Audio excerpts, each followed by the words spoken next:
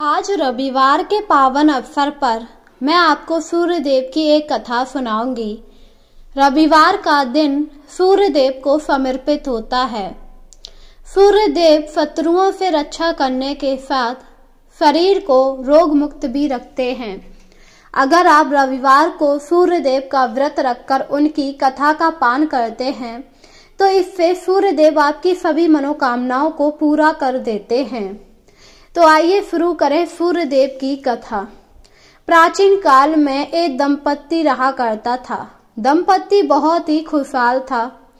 वह नियमित रूप से सूर्यदेव की पूजा किया करता और रविवार वाले दिन सुबह उठकर घर को अच्छी तरह साफ करके सूर्यदेव का व्रत रख के कथा करता और सूर्यदेव को जल अर्पित किया करता, जिससे उन लोगों का जीवन बहुत अच्छी तरह गुजर रहा था। वहीं उनके पड़ोस में उनका दूसरा भाई रहा करता था। भाई जब ये सब देखता तो उसे अंदर ही अंदर जलन होती, क्योंकि वह लोग इतने अमीर नहीं थे। वहीं उसका बड़ा भाई धीरे धीरे अमीर हो रहा था।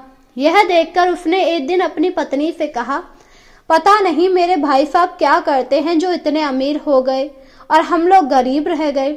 मैंने देखा है वो लोग अक्सर कर किसी की पूजा करते हैं। क्या पूजा करते हैं? तुम्हें पता है वो किसकी पूजा करते हैं?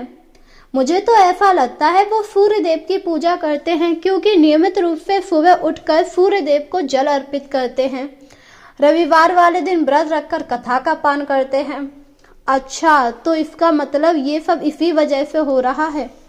वैसे अगर मेरी माने तो हमें उनकी पूजा भंग करनी चाहिए। वो कैसे? उनकी पूजा हम लोग भला कैसे भंग कर सकते हैं? वो हमारे घर से ही गोबर लेने आती हैं, क्योंकि उनके घर पर तो गाय है नहीं। तो क्यों ना हम अपनी गाय को अंदर बांध दें। अपनी पत्नी की बात सुनकर पति काफी ज्यादा खुश हुआ और बोला, ये तो तुमने बहुत अच्छा तरीका सोचा। ठीक है, कल से अपनी गाय अंदर बांधो। इसके बाद वह अपनी गाय को अंदर बांधने लगी।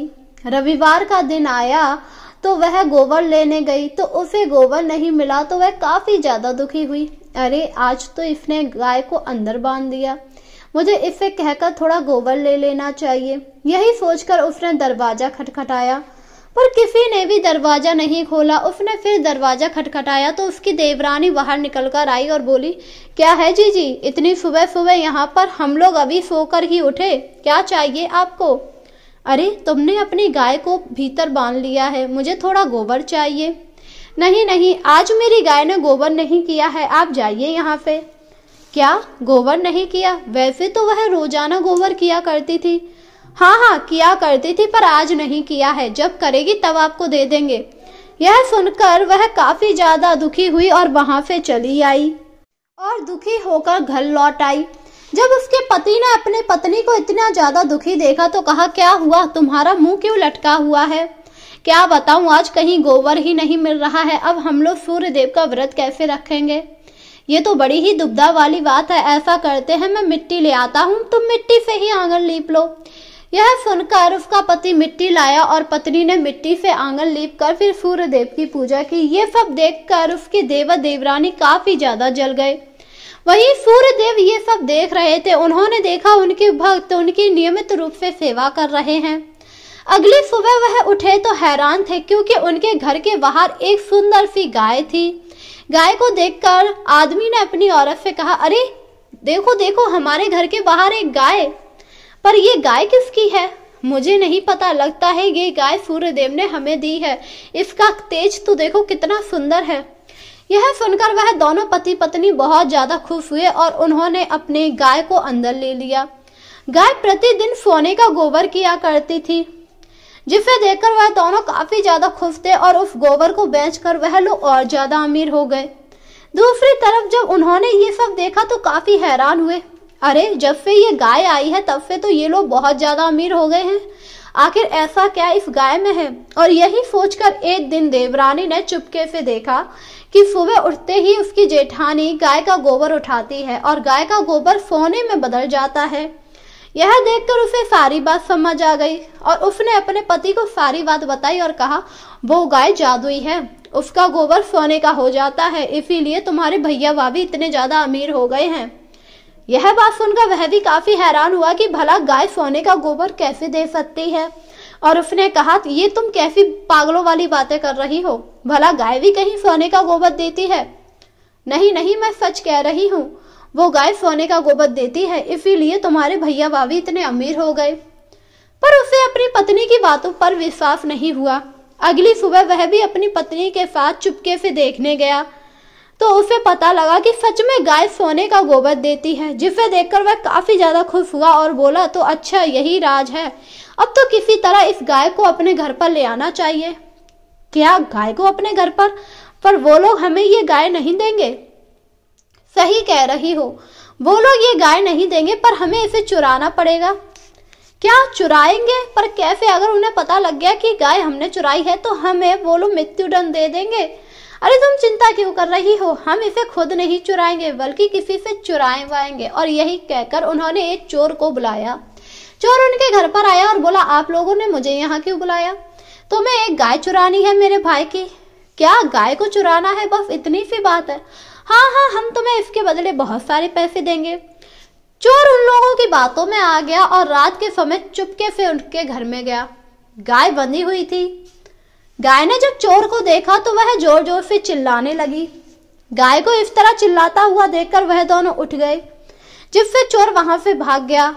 अगले दिन उसने उन लोगों को सारी बात बताई, जिसे सुनकर वह भी काफी हैरान हुए और उन्होंने कहा, तुम आज फिर से चोरी करने जाना। यह सुनकर वह चोर फिर अगली रात को चोरी करने गया। गाय ने जब चोर को देखा तो फिर चिल्लाने लगी, जिस पर वह दोनों फिर उठ गए और पति ने कहा, बड़ी हैरानी वाली बात है, ये गाय रोजाना क्यों चिल्लाती है? वही चोर वहां से भाग गया, जिस पर पत्नी ने उत्तर दिया, कल हमें छुपकर सबको देखना पड़ेगा। चोर फिर से आया और उन्होंने देखा कि चोर उनके घर पर गाय चुराने आता है और गाय जोर जोर से चिल्लाने लगती है। ये सब देखकर आदमी ने चोर को पकड़ लिया और उसे पीटने लगे। बता तू कौन है, किसने भेजा तुझे यहाँ? चोर काफी ज्यादा घबरा गया और उसने सारी बात बता दी कि मुझे यहाँ पर तुम्हारे छोटे भाई ने भेजा। अपने छोटे भाई का नाम सुनते ही वह लोग काफी हैरान हुए और बोले, क्यों? क्योंकि उनका कहना है ये गाय बहुत ही अनमोल है, ये सोने का गोबर देती है। यह सुनकर उन्हें सारी बात समझ आ गई और उन्होंने चोर को राजा को सौंप दिया। राजा को जब ये बात पता लगी तो काफी ज्यादा क्रोधित हुए। वहीं जब उन्हें गाय के बारे में पता लगा तो उन्होंने कहा, वो गाय मुझे चाहिए। यह सुनकर वो दंपत्ति काफी ज्यादा दुखी हो गए और उन्होंने कहा, प्रभु हम वो गाय आपको नहीं दे सकते। जिस पर राजा ने कहा, अगर तुम वो गाय हमें नहीं दोगे तो हम तुम्हें मृत्युदंड देंगे। जिसे सुनकर उनकी देवर देवरानी काफी ज्यादा खुश हुए कि भले ही गाय उन्हें ना मिली, पर अब उनके भैया भाभी मारे जाएंगे, और राजा ने उन्हें कारावास में डाल दिया। वह दोनों काफी ज्यादा दुखी थे और सूर्यदेव का नाम ले रहे थे। हे सूर्यदेव, हमारी रक्षा कीजिए, आपने हमें इतना सब दिया, पर ये दुष्ट राजा हमसे हमारी गाय और सब कुछ छीन लेगा। ये हमें कल फांसी पर चढ़ा देगा। आप हमारी रक्षा कीजिए, वरना हम मारे जाएंगे। सूर्यदेव ये सब देख रहे थे। रात का समय हुआ, वह लोग सोए नहीं, पूरी रात सूर्यदेव का जाप करते रहे। राजा आराम से सो रहा था, तभी अचानक उसे स्वप्न आया। स्वप्न में सूर्यदेव ने कहा, अगर तूने ये गाय उन लोगों को वापस नहीं दी तो मैं तेरा राज नष्ट कर दूंगा। ये गाय मैंने उन्हें दी थी, तू उन्हें वापस कर दे गाय। राजा सपने को देखकर काफी ज्यादा भयभीत हो उठा और प्रातःकाल उठकर ही उसने उन दोनों को कारावास से निकाला और उनसे क्षमा मांगी और कहा, हमसे बहुत बड़ी भूल हो गई, तुम अपनी गाय ले जाओ। यह सुनकर वह दंपत्ति काफी खुश हुए और गाय को अपने घर ले आए, जिसे देखकर देवर देवरानी काफी ज्यादा दुखी हुए कि आखिर ये लोग यहाँ कैसे आ गए, और उन्होंने फिर से गाय को चुराने का फैसला किया। और एक दिन वह लोग खुद गाय को चुराने के लिए गए। उन्होंने देखा गाय बंधी हुई थी और जैसे ही वह लोग गाय के पास पहुंचे, गाय ने उन्हें जोर से सींग मारे, जिससे वह दोनों वहीं गिर पड़े। उन लोगों की आवाज सुनकर वह दोनों उठ बैठे। उन्होंने जब अपने छोटे भाई और देवरानी को देखा तो काफी ज्यादा हैरान हुए और बड़े भाई ने कहा, तुम यहाँ क्या कर रहे हो मेरी गाय के पास? उन दोनों को देखकर वह लोग काफी ज्यादा घबरा गए। अरे हम तो बस ऐसे ही आए थे। रात के समय भला कोई ऐसे ही आता है, वो भी मेरे गाय के पास? इसका मतलब तुम इसे चुराने आए थे? नहीं नहीं, हम चुराने नहीं आए थे। जिस पर उन दोनों ने राजा से शिकायत की। राजा को जब पता लगा तो उन्होंने उन दोनों को पकड़कर कारावास में डाल दिया और अब वह लोग बहुत ही ज्यादा खुश थे और रोजाना सूर्यदेव की पूजा किया करते थे। वहीं कारावास में वह लोग काफी ज्यादा दुखी थे और देवन ने कहा, हे भगवान, अब मैं क्या करूं, कैसे यहाँ से निकलूंगा। तभी उसकी पत्नी ने सुझाव दिया कि उन्हें सूर्य नारायण से क्षमा मांगनी चाहिए और यह कहकर वह लोग सूर्यदेव का जाप करने लगे, जिससे सूर्यदेव काफी ज्यादा प्रसन्न हुए। उन्होंने राजा को फिर स्वप्न दिया कि उन दोनों को छोड़ दिया जाए, वो लोग निर्दोष हैं। वह लोग लालच में आ गए थे। राजा ने सूर्यदेव की आज्ञा पाकर उन दोनों को छोड़ दिया और वह लोग अपने भैया भाभी के घर आए। उन्होंने उनसे माफी मांगी और कहा, हमें माफ कर दीजिए, हमसे बहुत बड़ी भूल हो गई। उन लोगों को इस तरह माफी मांगता देखकर उन्होंने उन्हें माफ कर दिया और कहा, हमें आपसे कोई शिकायत नहीं। अब आप रोजाना सूर्यदेव की पूजा कीजिए, जिससे आपको भी सूर्यदेव शुभ फल देंगे। यह सुनकर उनका छोटा भाई और उसकी पत्नी काफी ज्यादा खुश हुई और वह भी प्रतिदिन सूर्यदेव को जल अर्पित करने लगे। हर रविवार को व्रत रखकर सूर्यदेव की कथा करते थे, जिससे सूर्यदेव उनसे काफी ज्यादा प्रसन्न हुए और उनके घर को भी धन दान से वर दिया। अब वह दोनों भाई बहुत ज्यादा खुश थे। इस प्रकार जो भी सूर्य नारायण की कथा पूरे मन सच्चे मन से करता है, व्रत रखता है, उस पर सूर्यदेव की कृपा हमेशा बनी रहती है। तो बोलो जय सूर्यदेव।